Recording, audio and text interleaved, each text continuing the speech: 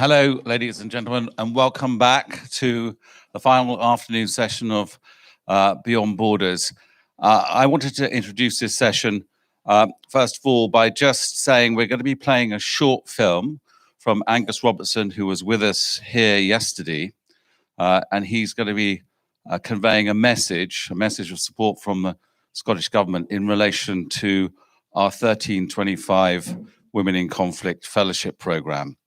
The reason why I've got Emily here is not only does she manage and run this particular festival, she is also the project manager of the 1325 Fellowship Programme. And if I know many of you will know about it, and you probably have met many of our fellows here, they would have been here but for COVID.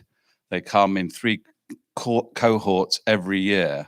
But over the course of the last 5 years, Emily, with the help of the Scottish Government, has managed to build a cohort, a community of practice of 250 women from across the MENA regions, Southeast Asia, and in places like Afghanistan. And they all support and share experiences and develop new ways of peacemaking within their countries and regions. We all know that there has been an unfolding crisis in Afghanistan. And we also know that it's impacted women more and girls more than any other element. Over the course of the last few days, even while we've been in this tent, many people have been striving to try and get women and vulnerable groups out of Kabul. And I'm pleased to say that all but one of our fellows has managed to get out of Kabul. And a lot of thanks have to be said to the group of organizations that have come together to lobby the authorities, in particular the Americans. I want to, for once, really celebrate what we have seen as the American commitment to some of our people. So over the course of the last 5 days, Eldridge here, who is a Swedish diplomat, should be given a round of applause because the Swedes and he have managed to get 57 civil society members out of Kabul. So I wouldn't. Thank you.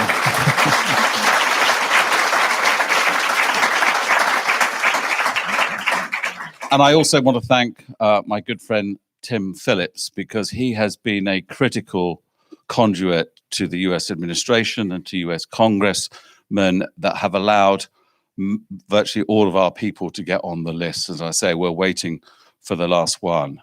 And that also includes at least 7 young female journalists, one of whom has just made it to Qatar and will be speaking to us. So can you, it's not just Tim, of course, it's a whole group of people in America, but Tim, thank you very much on behalf of the Fellowship Program.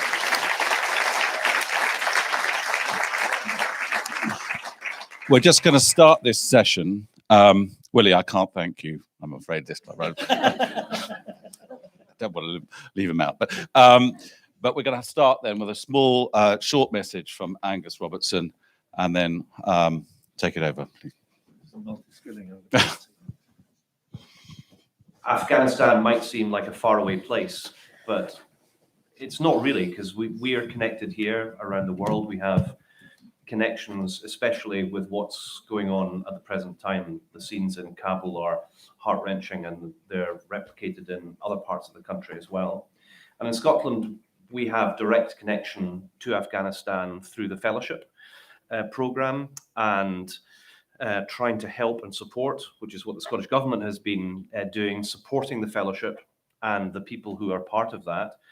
So glad that people have been able to get out, although that's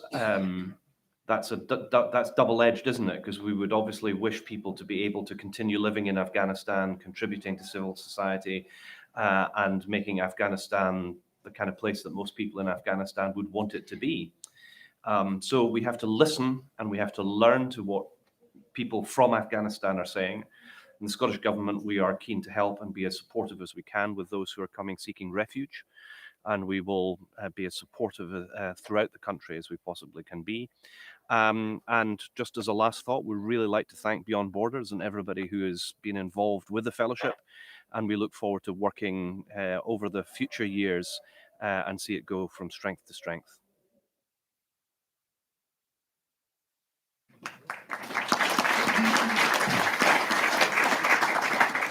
So welcome back. It's great to see so many people here. It's fantastic to be back meeting in person. We've all missed this desperately. My name is Allan Little. I'll introduce you to the three people on the platform with me shortly. But first of all, we want to hear from Ogai Wardak, who has just got out of Afghanistan. Ogai, welcome. It's great to see you. You're a TV journalist working for Zan TV. What was the atmosphere like for you as it became clear that Kabul was in imminent danger of falling to the Taliban? What did it do to you? Yeah, thank you so much for everyone that they are here, dear excellencies, guests, and all people that hear me. Yeah, I'm Ogai Wardak. I'm from Afghanistan, Kabul, Afghanistan. I work with different media stations, and at the last, I work with Zan TV. The TV that we work for women in Afghanistan, for women rights in Afghanistan, and now we are out of country because of the last bad accident that we faced, and the arrival of Taliban was a bad dream for all Afghan people and all the world. And yeah, we lose lots of things. We lose our dreams, we lose our aims, we lose our work, study, and our country. And now I'm out of Afghanistan, and like I can mention my feelings that I'm too much sad for myself, for my family, for my society, for my country. That now and today we face with these problems, we face with this situation that we have in Afghanistan. Maybe it's the second week that Taliban control all the Afghanistan, and nobody is there because Afghanistan lose the resources. Afghanistan lose their like educated people, like especially journalists, engineers, doctors. They all left the Afghanistan because of situation and security. Because we were not comfortable with Taliban government, and we didn't have security in Taliban government because we have an experience from the 20 years ago. The Taliban view was bad for all Afghanistan people, especially for us, that our mother, grandmas, that our last people tell us story of the Taliban. The Taliban was too much bad. Taliban were like bad phases, and Taliban beat people, especially women, and Taliban have problems with women working. And when again, for the second time, Taliban came to Afghanistan, again we face with this story. And in fact, it's the reality of Taliban. The Taliban don't want the woman working in Afghanistan. I spent 5 days, the last 5 days that I were in Afghanistan, with Taliban controlling the Afghanistan. Believe me, the last 5 days were too much bad experience of my life that I was in Afghanistan.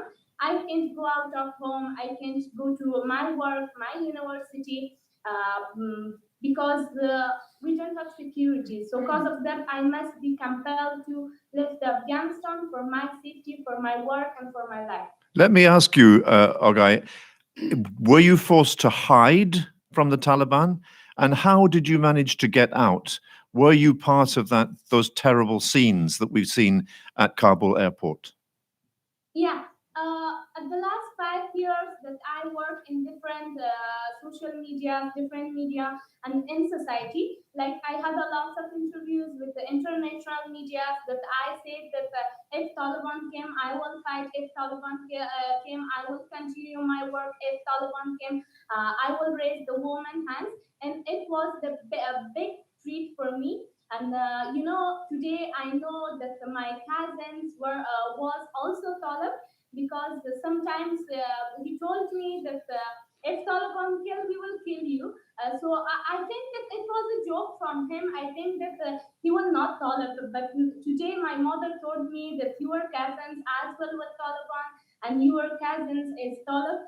I face with high risk in Afghanistan, and also when Taliban came to Afghanistan, they killed more than 10 journalists in different provinces, especially in Kabul. They killed them because of some situations that they said to women that don't come to your office, and where is your ID card, who you are, and where is your home. And they start the woman journalists like searching house by house, and they start the searching for the woman journalist house by house. And the fighters that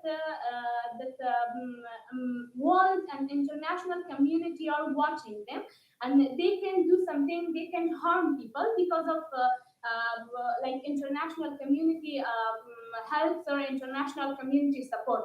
But I'm sure the Taliban are not changed. Taliban are like the same that we had in the past 20 years ago. If I see the Taliban, if I see the Taliban managing, when I see the Taliban controlling, so I decide to leave Afghanistan, and then I contact two border reporters that I can't live more in Afghanistan because I face with lots of challenge, and I face with high risk because they are coming to my home and they are searching me. Okay. So being suffered from the borders and also CPG, that now we are safe in Qatar. Let me ask you, Ogai, you must have had mixed feelings as you flew away, because it would have been a relief to be safe, but at the same time, you're leaving your homeland and facing a future in exile. I understand you've got a ticket to Ireland tomorrow. You're going to go and live in Ireland. What do you think about that? At the first, I said that I can mention my feelings. I have a kindergarten in Afghanistan for more than 80 children that I teach them. I have a like non-profit organization in Afghanistan for women rights. I have my own office like Zan TV that I work with them for my women. So I leave everything in Afghanistan, and I left them and I stopped them because I know that after this time I can't work in the Afghanistan.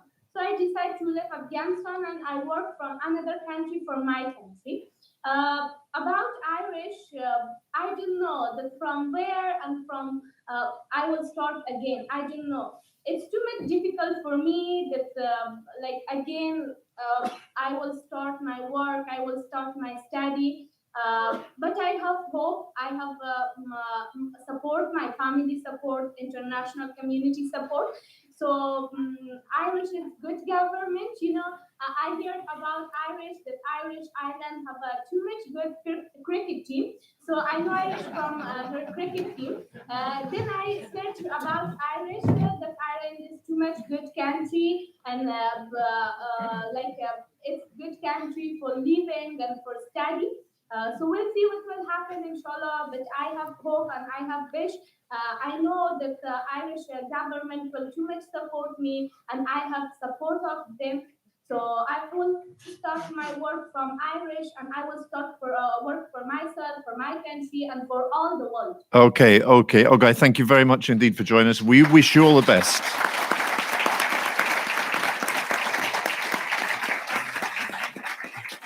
Everybody in the room here is on your side, and we hope we will see you one day in Scotland as well as Ireland. Good luck and solidarity. Solidarity from us. Samina, it's a powerful thing to listen to, isn't it? Samina Ansari, I beg your pardon, I'll introduce you to, is also from Afghanistan, although grew up mostly in Norway, but has been living in Afghanistan for the last 6 years, and you left only earlier this year. What's it like listening to Ogai? It's devastating because you see that the people of Afghanistan don't even have the time to process what has happened to their country. In the last couple of weeks, I've talked to people, mainly in Europe, and a lot of the people I speak with tell me that they're paralyzed because of what they're watching in their screens and the news that they're reading. But Afghans don't have the time to be paralyzed right now. And people like Ogai, there's thousands of young people like that. And when the incident in Kabul happened, they had to be quick in evacuating their families, their colleagues. They had to move from their houses. They had to go in hiding. They had to figure out a way to leave for those that felt that their lives were in danger. At the same time, I was sitting in Oslo and I felt incredibly guilty for being one of those that could sit on a plane and leave. Given I had spent 6 years living in Afghanistan and I had met so many of these young voices that all of a sudden disappeared from the global media because they were afraid. And there is a lot of fear associated with the Taliban. And I think like what Ogai is saying, because of the uncertainty, we don't really know who they are. A lot of Afghans grew up with the Taliban basically being the ghost under the bed and the ghost in the closet. We don't trust them. So one of the things you were doing in Afghanistan until recently was teaching. What will be the dilemma faced by many of the people you were teaching who were looking forward to this future that had been promised them by the international involvement in Afghanistan? What will they be doing now? I mean, I think in order to give a full picture of what Afghanistan was like the last 20 years, I moved back in 2015, and I was incredibly surprised because I had only known Afghanistan as a miserablest subject, only war and trauma and horrible stories coming in. But in 2015, when I moved to Kabul, I met young people that were a part of a value chain, building their nation, carrying the values of the entire country on their shoulders. And that also included a lot of young Afghans taking higher education. We have more educated Afghans in the history of Afghanistan right now today. And the university that I was teaching in, a lot of young girls that had great ambitions of becoming leaders, of fighting for their entire nation and not just for their own rights. And some of these young students have messaged me the last couple of days saying that they have been burning their diplomas. They're cutting all contact with the universities that they have been associated with in the country, just because they don't know what that would mean to them and what that would mean for their families. And that's devastating because we spent 20 years building platform for these young people to be able to use the potential that they had gained, and for them to remove all that they had gained. That is a loss, regardless of what kind of government we will have in the future. So it's communicated to us that those who worked with the occupying forces have to get out for their own safety. But in fact, there are hundreds of thousands, if not millions of people who have to disguise what they did in the last 20 years. Absolutely. And there's stories from people telling me that Taliban are going door to door, asking them whether they have worked for the government or been associated with an international NGO, international organization. And that is literally the entire population in Afghanistan, because we've had NGOs present in the country for the last 20 years. Taliban seem to be incredibly intrigued by cell phones. So even, leaving your home and going to the airport, they check your phones and they see who you have been communicating with. And this creates terror. It creates a fear where you feel like now they know me, they have marked me. And also the road to the airport is life-threatening. But I must say that the friends that we have been trying to evacuate the last couple of weeks, even after the attack, the horrible, horrible terrorist attack that was at the airport, many of them came back the day after.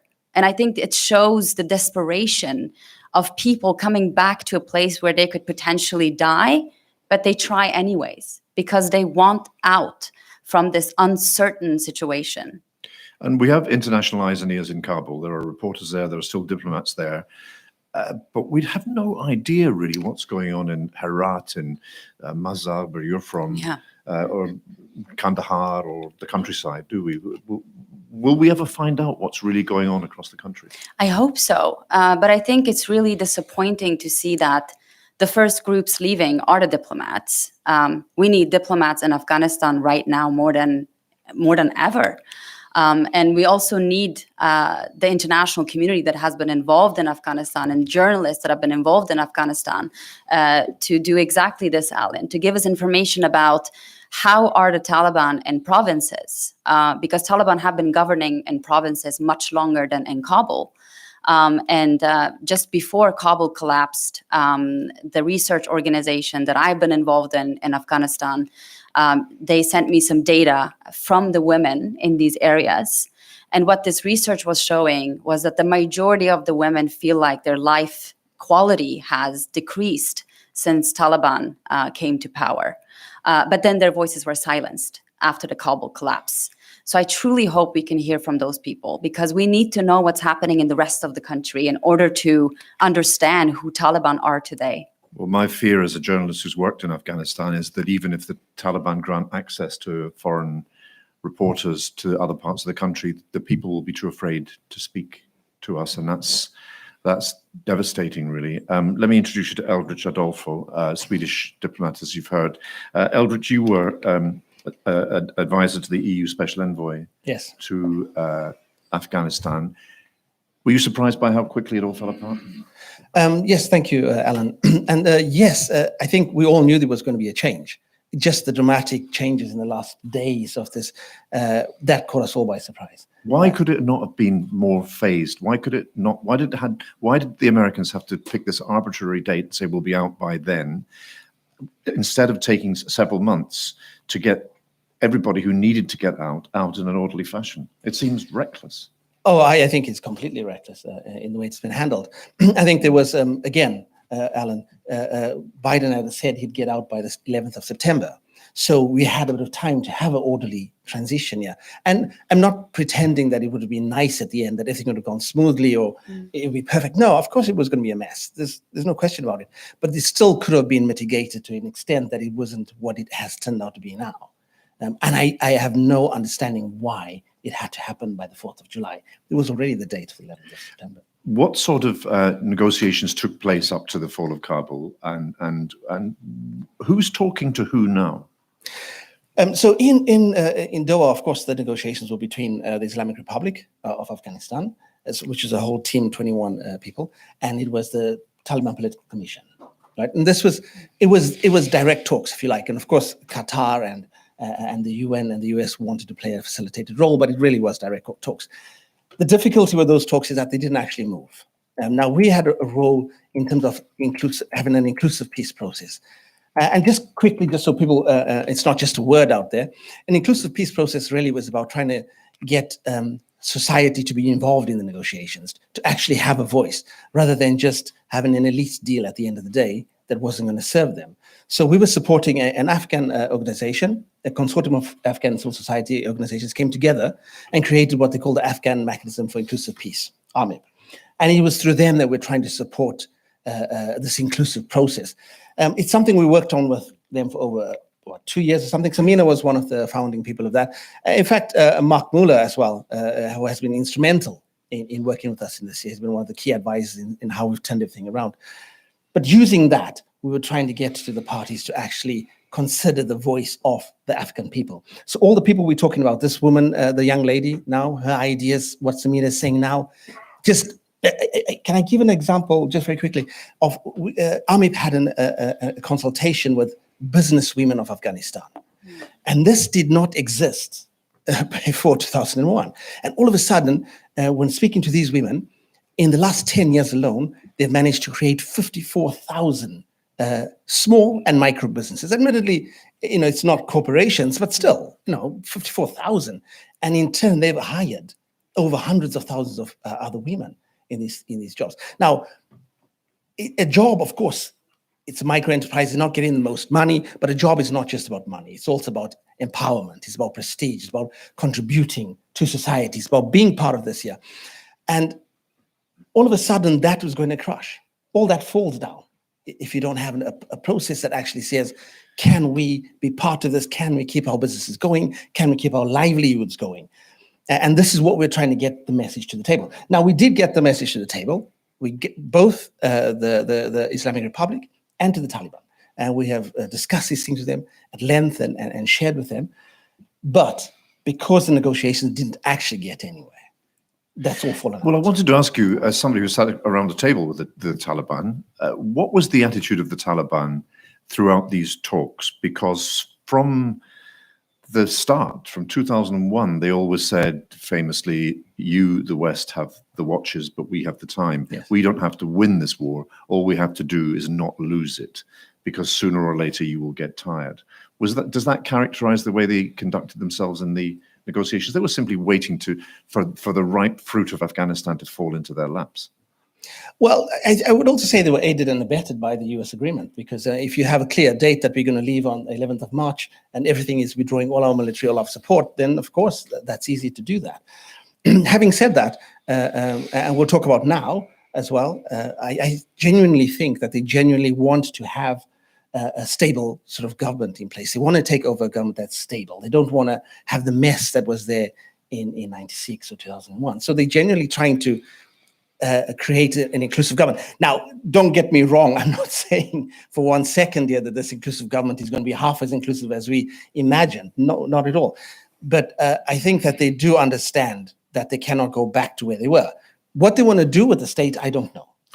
What do they need anything at all from the West, or can they get everything they need from elsewhere, from Pakistan, from China especially? Does the West have any leverage over them at all?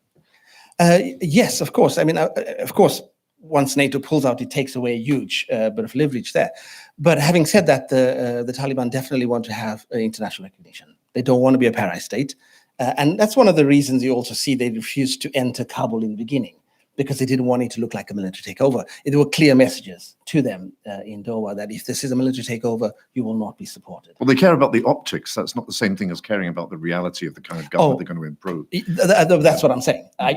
What they will do with that, I don't know. But the optics of it is they'd like you to see that this is to appear to not be a military takeover, so that they can be recognized as a government and come into power. What they will do with that, it's very difficult to say, because in all the time we're speaking to them, they would not articulate the specifics of what they want. So I don't know what they will actually, and that was maybe the major challenge of the negotiations. And is there any dialogue going on at the moment between Afghans, between the Taliban and the outside world? My understanding is that there are some discussions on the ground. AMIP, this organization we were talking about, is being in contact with the parties right now. It had established good relationships with both of them. And so it's trying to continue right now, because it's in this period that they can help shape whatever comes through.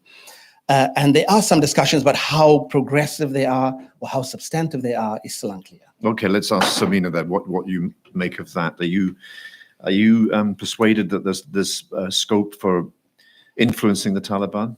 I mean, Allan, I think it's also important to highlight that Taliban were not the only issue in terms of this inclusive peace mechanism not being implemented. It was also the international community, because Afghans were not passive actors in the middle of everything that happened. They were incredibly active. March this year, I think 1,600 people, Eldridge, came together in Kabul. It was the largest civil society gathering in the history of Afghanistan. And they made clear demands. They said that they didn't want a hastily withdrawal. They wanted the alliances to actually withdraw in a responsible, structured way in installments. They wanted absolute ceasefire. But they were not heard, not only by the Taliban, but also by the Americans that wounded the civil society with the deal that they made with the Americans, with the Taliban in February 2020. And then when it comes to the question of have Taliban been open to an inclusive society, so far, not at all. I see pictures of the cultural commission that they have created in Kabul on Twitter. And it's only men, and they all look the same. And it doesn't really, it doesn't really represent the diversity of Afghanistan. Because Afghanistan, as you know, you've been there yourself, is one of the most diverse places in the world. And when you hear President Biden say words to the effect of, we couldn't stay indefinitely, we couldn't stay forever, the Afghan army massively outnumbered the Taliban. They had more sophisticated weapons. And if, as he put it, if Afghans aren't prepared to fight for themselves, they can't expect America to stay indefinitely to fight for them. What do you make of that? I mean, Afghans fought for 20 years. We lost 66,000 troops. And at some point, NATO had 130,000 soldiers on the ground. They didn't defeat the Taliban. So I think to minimize the Afghan support to just the last couple of weeks is a disgrace. William Dalrymple, of course, needs no introduction here. William, your book, The Return of the King, is, to my astonishment, 10 years old now. It seems very recent to me, but it's that old. Do you see historical parallels with what's happening today? Well, maybe just before going into the history, just to say how furious we all should be in this room at what's happened. It's completely unnecessary. What we see in our screens was completely avoidable. There was almost no foreign troops on the ground for the last 5 suppliers and this sort of stuff. But it was not like Vietnam, where America was bleeding tens of thousands of lives every day. It was a completely stationary situation with the Taliban slowly encroaching in the rural, but it's still sustainable, and with the Afghans government controlling all the cities, all the populated areas, and quite a lot of the countryside in the day, and losing it at night. That could have been sustained more or less indefinitely, with fewer troops than America has currently in South Korea or Italy. And Bagram, where the Americans didn't even tell the Afghan military they were pulling out.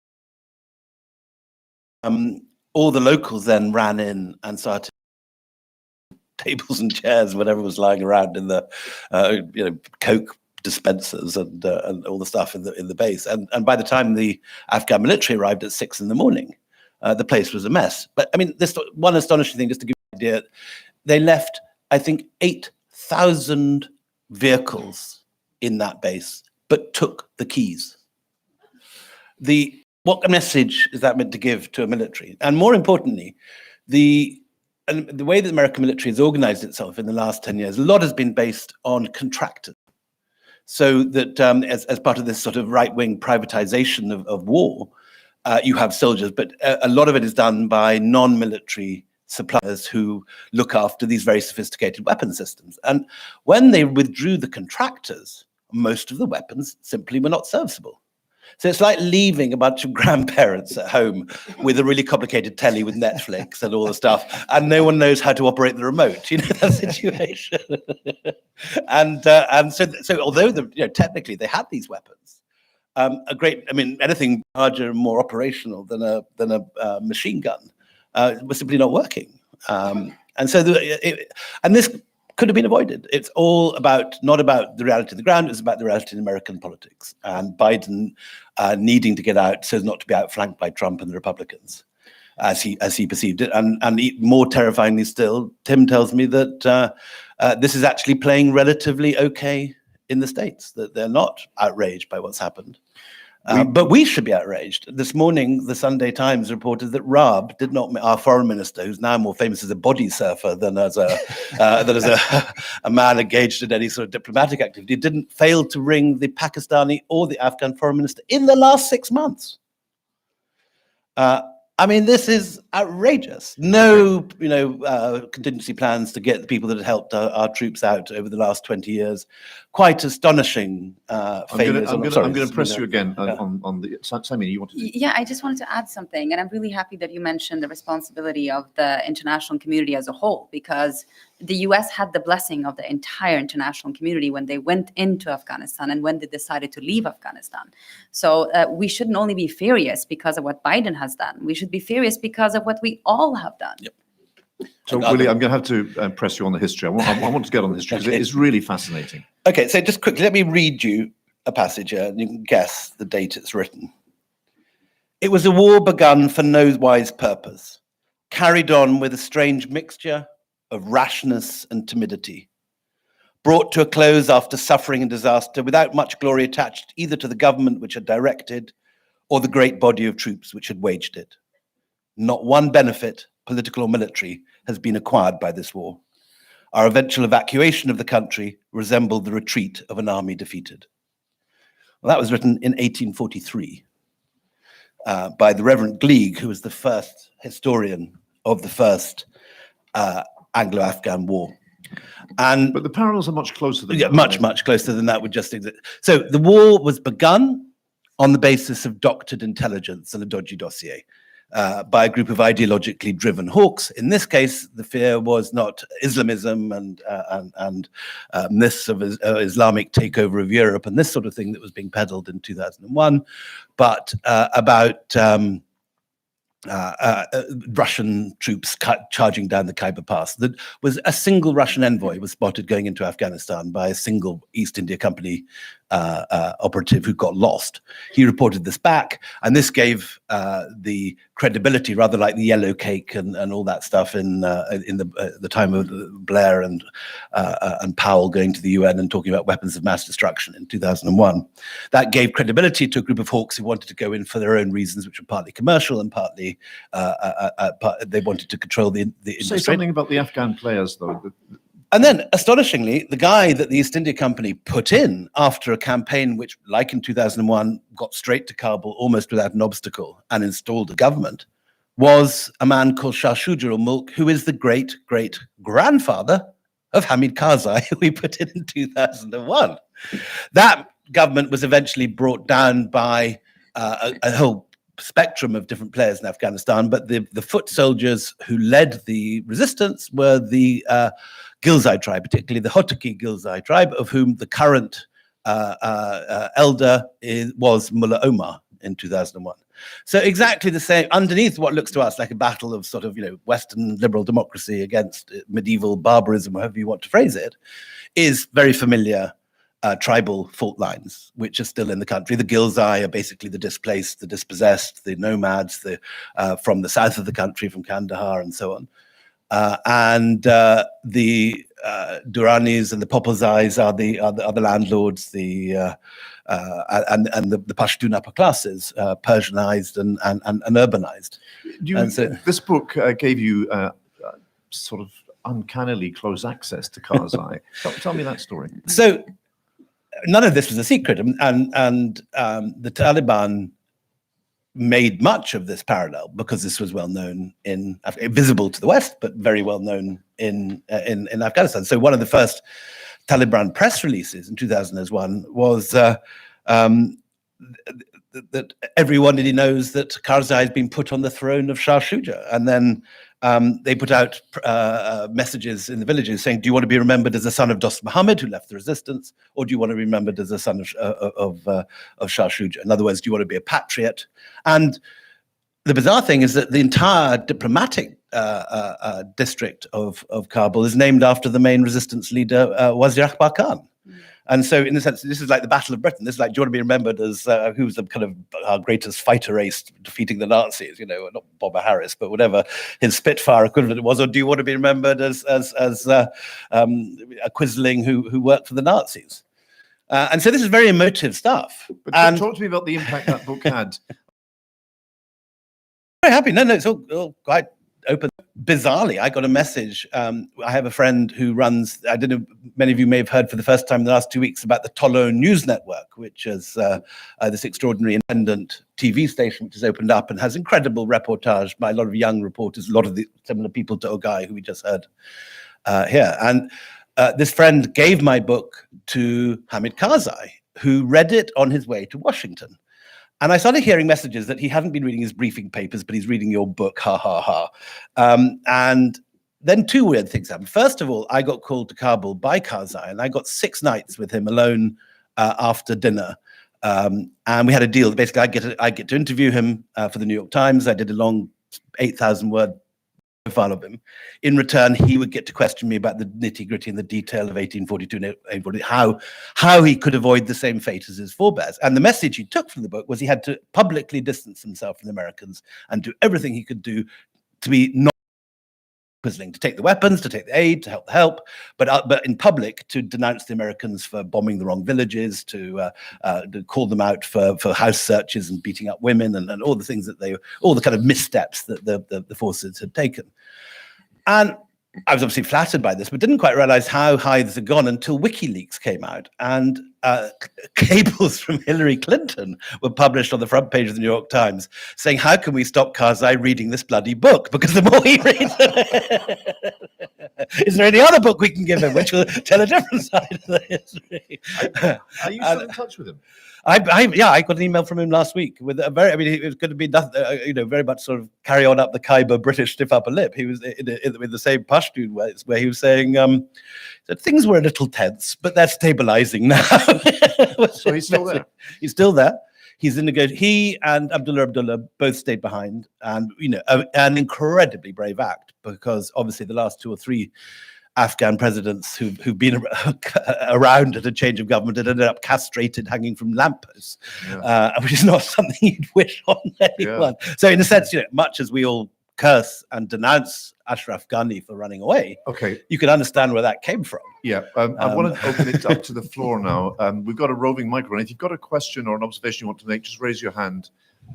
Yes, there's a lady here in the pink.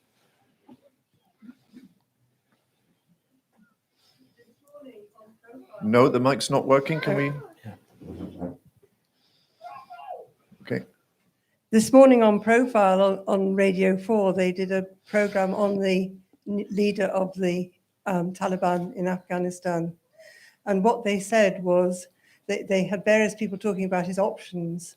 And they talked about him having the sense to realize he needed to make compromises.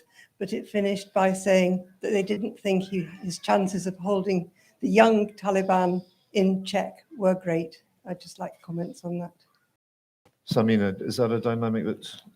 I actually don't what exactly he means by that, because one thing is what the Taliban are saying, but another thing is what the Taliban are actually doing on the ground. Because the last 2 years, we've heard the Taliban, especially in Doha, saying many things, but in practice, what we know is that, for example, they forbid music the last couple of weeks. They've been very unclear about women's access to education. We haven't seen a picture of a woman in their large gathering that has to do around the forming of their new government. So I wouldn't trust the Taliban unless I see what they do on the ground. Eldridge, what do you make of the Taliban? Is this a single disciplined movement that can announce a policy or a system of government from the center and be certain that it will be... Well, I don't think there's any organization that can do that. Body that is much more cohesive. They're actually a lot more cohesive than we thought. There may be, of course, a gap between them and the commanders on the ground and the normal mujahideen. That's going to have to be negotiated. And remember, they were fighting a war, so of course they focused on making things extreme, focused on getting the mujahideen to fight. Now, they need to reel them in if they're going to have any sort of government, even for themselves, even if they want to govern it the way they want to. They still need to have some sort of order around the principles that they want. And so they're going to need to reel that in. So there's definitely some sort of gap there. There's not going to, but this is to be expected in any sort of movement or guerrilla fight. I think there's also tribal things between the Eastern and the Western Taliban, and I've been reading reports of detailed analysis of how this has been playing out. And there are divisions which have been opening up gradually between some of the more hardline commanders like the Haqqani network, who've been pressing for who over the last 2 or 3 years have been pressing for Doha and to go the peaceful route. And these tensions have exacerbated in the last 2-3 weeks. And there is a huge question on how far the Doha political crew, the Quetta Shura, and the commanders east and west on the ground are going to cohere.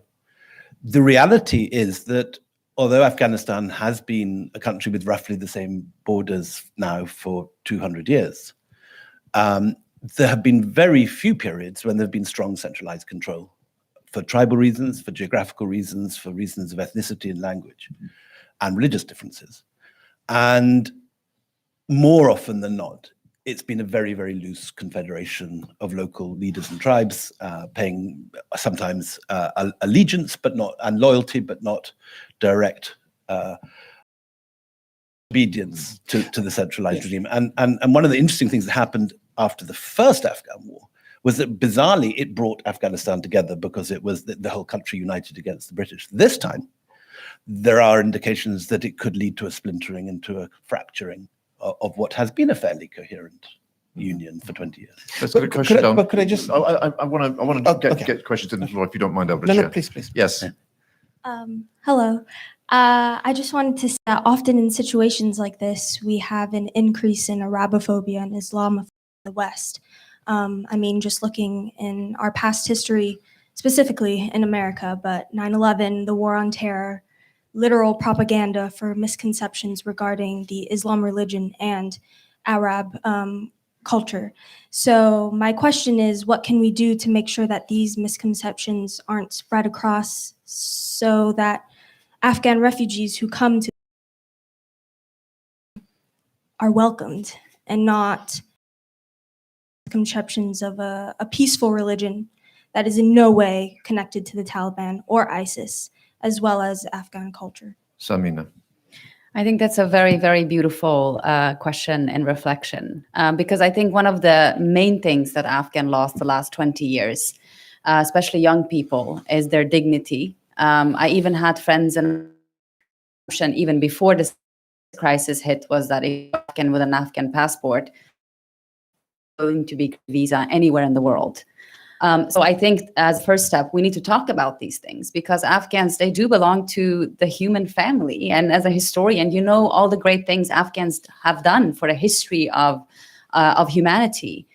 Because in the 14th century, Afghanistan was the hub of art and culture, and also the Islamic civilization. And there's little evidence left of that today, but unfortunately, a lot has been damaged because of the war.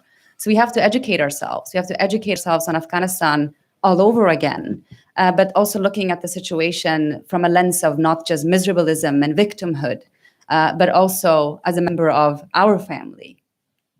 When Babur went to Delhi from Kabul, this is not necessarily a statement of what reality, but certainly of his perceptions, was he was going from a hub of cosmopolitan high culture with an incredible tradition of painting and arts and architecture, to somewhere that he regarded, perhaps wrongly, but nonetheless he had this impression, somewhere that was far less developed, far less civilized, with fewer universities, fewer gardens, fewer fine buildings, and fewer artists. We've got a question up here. I'm from Kabul, and I strongly believe that the international community should not accept Taliban rule in Afghanistan, because they are a threat to Afghans' human rights and international security. So what can you do about it? Thank you for your question. Samina, is it inevitable that the international community will have to accept and recognize as somehow legitimate The Taliban. We shouldn't do that. But we also shouldn't forget the people that we have left behind. And that's why we need dialogue. We need to have a conversation. Otherwise, we will lose absolutely everything. We still have people that are willing to compromise in order to not lose absolutely everything. Because Afghanistan cannot go back to the 90s. The people of Afghanistan are not the same people as the 90s. And right now we're lucky because we have the world watching. We have a lot more access to Afghanistan through social media and also journalism. So we have to keep an eye on the Taliban. But I agree with you, we cannot legitimize the group yet. Eldridge, what should the Western world, but the world in general, what approach should it take now to the Taliban? Well, I think to Afghanistan in general, we have to be careful we don't take this wait-and-see approach, because that wait-and-see is going to make the whole thing fall. But at the same time, the EU has come up with explicit conditions, that certain conditions must be fulfilled with human rights, with regards to women, with regards to rule of law, a whole set of principles before any support can be provided to any government and anything that happens in Afghanistan. The Taliban also have to prove themselves. I mean, I think it's one thing to just say we've changed. We need to see this change. We need to understand this here, because otherwise, and this is a big problem, because again, they said we were talking in in Doha, but actually they were pushing a different agenda and a military agenda to fight. So it's hard to trust in that sense. And I think it's going to be difficult for people in Afghanistan to trust. So I think the international community must be careful not to legitimize too quickly, but at the same time, be careful not to just take a wait and see approach, because by doing that, it will make things fall. But lastly, if it's okay, I can just come back to a point that Willie was on in terms of the ethnic composition and the breaking up of the Taliban. I think we have to be very careful, because we also assumed the Taliban was a loose organization, and they proved not to be. I can guarantee you that even in Doha, they were much, much cohesive than the Islamic Republic negotiation team. So let's be careful, because if we then think it's just going to fall apart, it's going to be a lot stronger than it was before.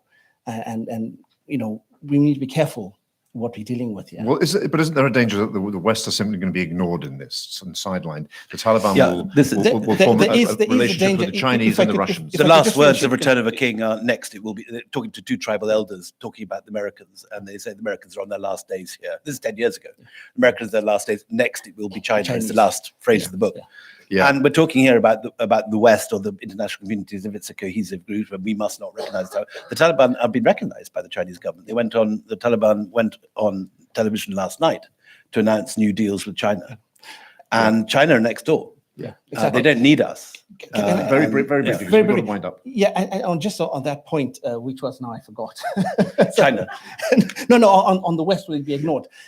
If at some point, if we just ignore the Taliban as well, at some point they will also say, well, there's no point in communicating with these people. Let's turn elsewhere. Yeah. So we're going to have to. Okay, I wanted to take another question. I'm sorry, sir. I'm being told now we have to wind up. We started late and we've finished late. But thank you to all of you for engaging so well with this. And thank you to everybody here. Thank you very much.